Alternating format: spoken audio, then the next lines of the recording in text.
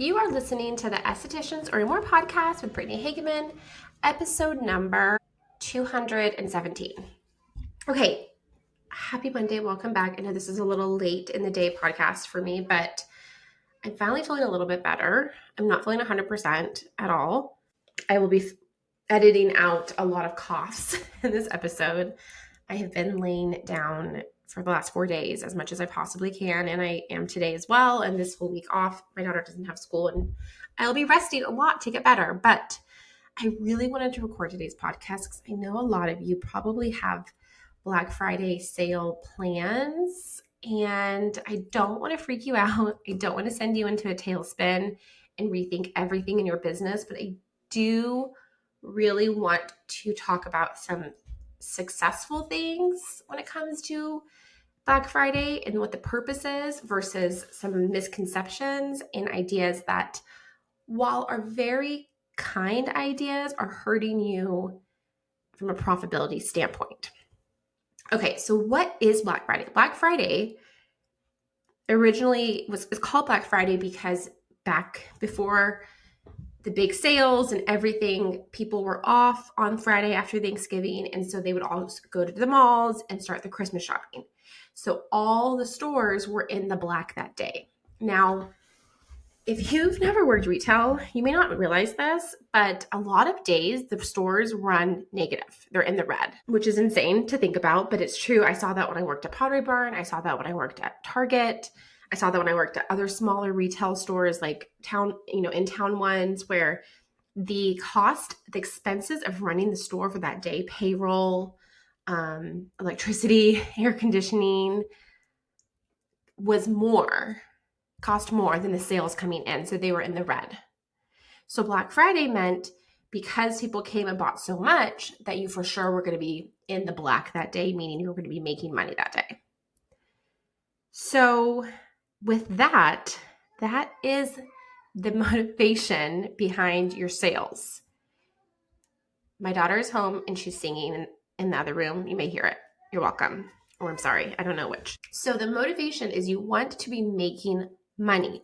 You do not, I really want you to hear me this, you do not want to be doing such steep discounts as that you're losing money that you would have gotten normally.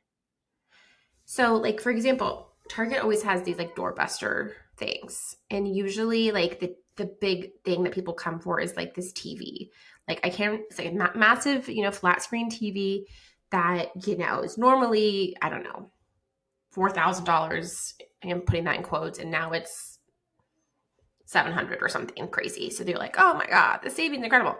What you don't know as the consumer, I'm going to get really annoyed about this because I really want you to be careful. Like you are trapped as a consumer, and you're also trapped as a business owner if you're not aware of these things.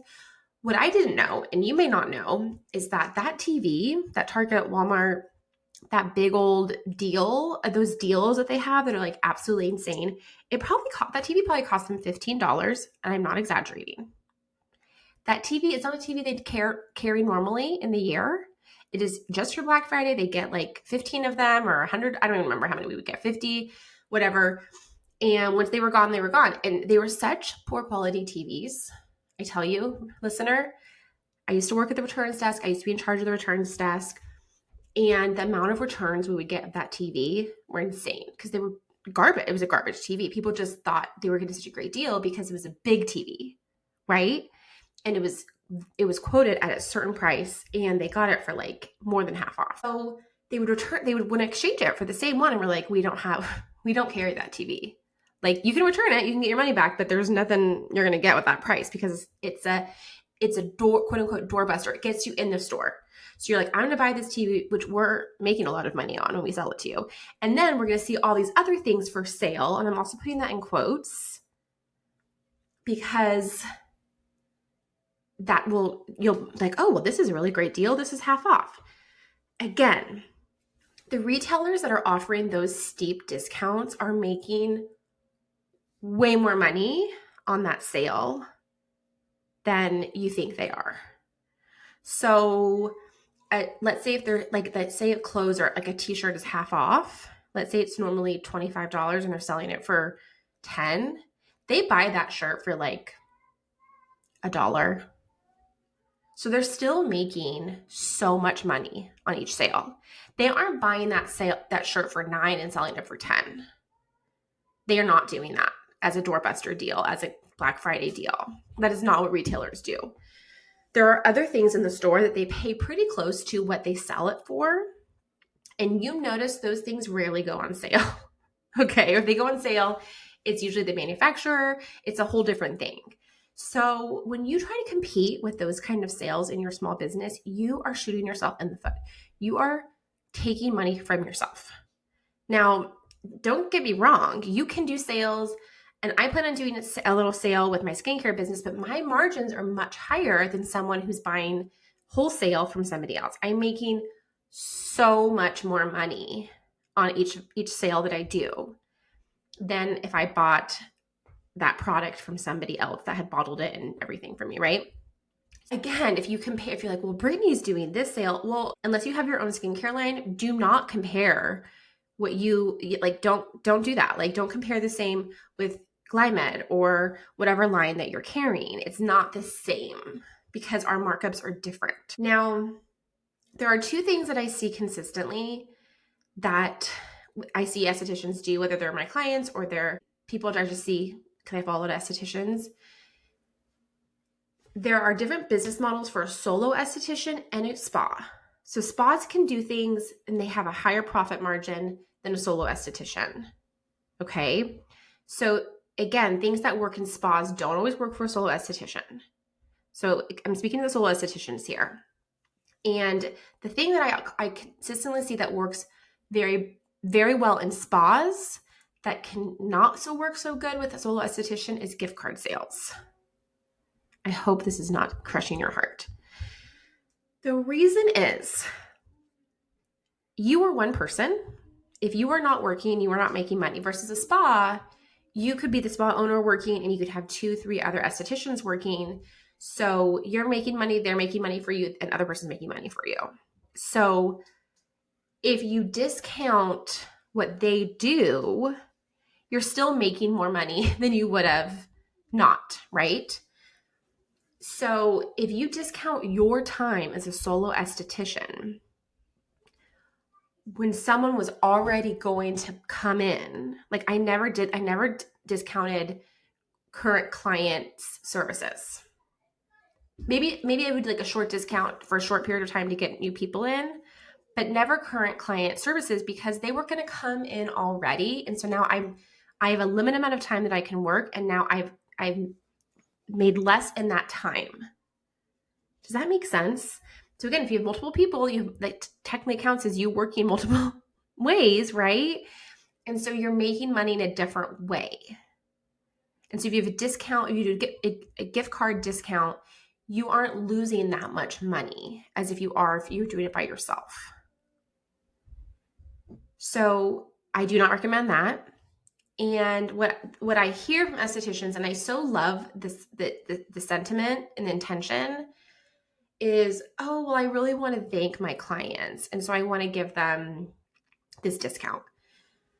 So sweet, but you are hurting your finances by doing that. You can thank them by giving them small gifts that do not cost you a lot of money, that are very thoughtful. Write them handwritten notes. There's so many other ways you can thank your clients than offering a huge discount. And I would say a huge discount is like anything over $10 it's too much. And like even $10 for a regular client that you're seeing for a service feels, I would have to see the numbers, and I feel like it won't make a lot of sense. One of our clients, and she did have a spa, but she did gift card sales. And so like if they bought 100, then they would get 20, but that 20 was for a friend. They couldn't use it themselves. So that's different.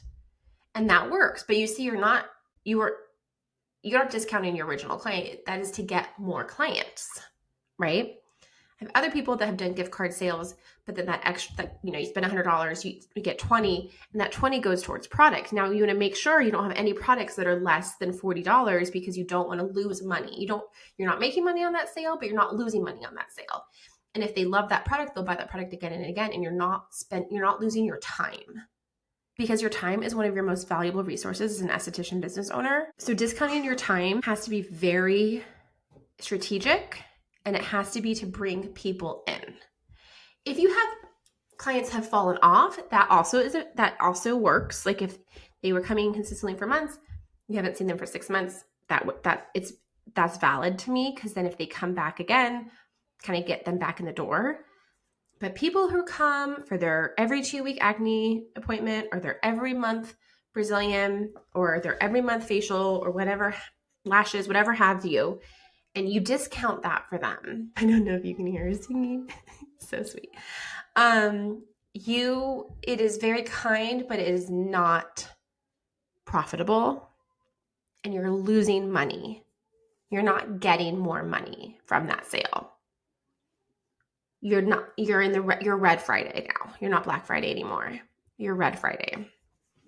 The other mistake that I see people do, and again, I understand this, I have done this, I'm not judging you. This is what I see people do, and this is the two different scenarios. So only do these kind of things as if you aren't going to use that money right away, that when you do these big sales. So what I mean by that is, I had a client, like I said before, who did great with gift card sales. I don't remember how much she would do, like 10 grand or something, crazy amounts, right? But she would save that money. And every time a client came in, she would deduct from that specific account. So, because she had a spa. So she was still able to pay her, like she wasn't in the negative throughout the year. Now, I've done this before, and I've seen a lot of people do this, and this is where it becomes a mistake. You do this big sale, you get this huge influx of money, and then you spend it within like a week or a month because you need the money. Well, then they come around for their services, and now you're basically doing them for free because that money's already gone. And so then it just kind of creates another cycle of, you had this money come in, it was gone before you could, keep it. And now you're doing services and not making any money. And it's really hard to do a service and not make money from it. I can tell you that is from experience. When you go to do a service and you didn't make any money, it's hard. So I want you to think about these things. Because then what ends up happening is we start to feel like clients take advantage of us. We start to feel like we're not making any money because you're really not. And it doesn't create more loyalty. I know you think it does. And maybe there'll be some people you would lose, but clients that you want aren't expecting massive, crazy sales from you for their services. If they are, they're not the right client. Like, I just got my hair done, and in the background, you may see a white bag behind me, and they gave us a Christmas gift. Now, I just got my hair done, and there was no Black Friday sale because they would lose so much money. People still want to get their hair done, right? At Christmas and Thanksgiving. And they gave us a little wet brush, which probably cost them like $1, and like a little thank you card. It's very nice. That's very nice. And it is a very high-end spa. And every chair was full, and every person was doing color, and it was not cheap. So you can thank your clients. You can be genuine. You can tell them how much they mean to you and how much impacts your business and how grateful you are. You can give them a little present that costs $5 at the most. But if you're spending more than $10 per client on things that aren't driving money for you, like products or bringing new blood in, then it's probably not a good sale. If you already announced it, you can do it. But I want you to think about this for next year and think about this just in sales in terms. There has to be a reason for the sale, and the sale cannot be a thank you. For services, you can do it for products. I would not do it for services because, again, you have a limited amount of time. Or what's happening is you have to work way more hours to make the same amount of money you would have made if you hadn't. Now, I can hear what you say, Brittany, none of my clients buy products. So they're not motivated by a sale for products. Okay, so that's the problem. You need new clients that want products, that are motivated by products. That's the problem. That's where you need to focus.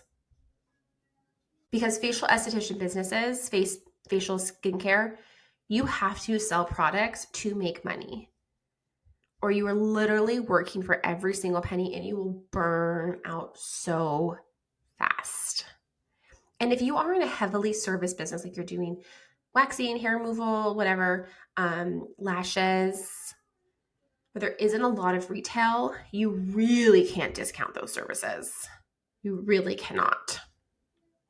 Or permanent makeup, really cannot discount those services because you're losing way too much money. You're just basically working for less money, which is not Black Friday. It's not the idea of Black Friday. It would be like telling the people who go to work on Black Friday, all the retail employees, okay, you're gonna work the same amount of hours today, but you're gonna make $5 less an hour because we're discounting everything. Like, what? That doesn't make, like, no, everyone would be like, I quit. I'm not working here. This is ridiculous. Like, that's not profitable. That's not sustainable. So you shouldn't get a discount in your hourly rate of working across the board as a solo esthetician. And again, there's different if you have a spa, it's different if you're doing discounts products. I think that can be very lucrative if you know what you're doing and you have a very specific plan around it. But then you also have to remember, if you do a big Black Friday sale for products, you're not going to get as many product sales for a few months because people buy more than they normally buy. So you have to keep that in consideration because that means that product income is probably going to go down, like when you would expect for them to buy more, like February, right? So you just have to keep that in mind. And is it worth it for you? And for me as a solo esthetician, it wasn't worth it for me. So I didn't do Black Friday sales. And nobody cared. People sometimes would ask me, I'd be like, no, I'm not doing a Black Friday sale. It just doesn't really work with my business model. And they'd be like, okay. Now you can't compete with European Wax Center and other big companies or like, the companies Massage Envy or other big retailers. Like you can't compete with them with sales. And if you try to compete with them, you're going to get those type of clients, which means they cancel last minute and it doesn't matter. And it is a very different business model and everything. And there's a reason that I would never go to those places for a facial. That is it for today. I hope this helped you. Have a fantastic Thanksgiving if you celebrate. I will be resting and I look forward to being back with my clients next week and hopefully feeling a lot better. Bye for now.